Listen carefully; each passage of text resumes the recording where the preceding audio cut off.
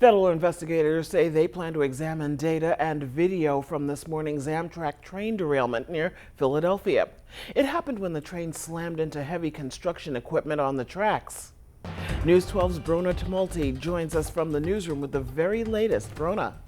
Carol, a lot of unanswered questions right now. The crash claimed the lives of 2 Amtrak workers and sent more than 30 of the passengers on the train to the hospital. It also happened very close to the site of last year's deadly Amtrak derailment.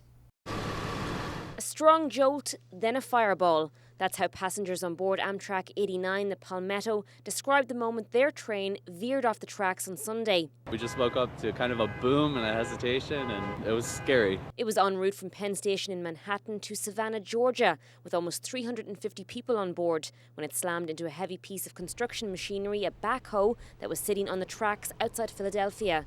According to authorities, the impact caused the front engine of the train to derail. 35 were hospitalized, non-life-threatening. We had 2 deceased, but they were not passengers on the train.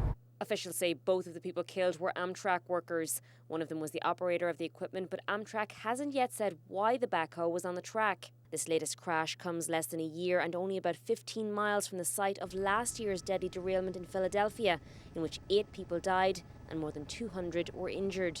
Despite the proximity, Amtrak has a relatively good safety record. Amtrak has now suspended service in the area of this latest crash while the NTSB investigates. We have recovered the event data recorder, the forward-facing video, and the inward-facing video from the locomotive to send to our laboratory in Washington, D.C.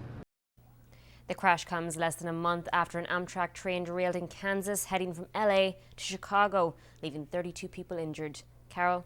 All right, Brona, thank you so much for that update.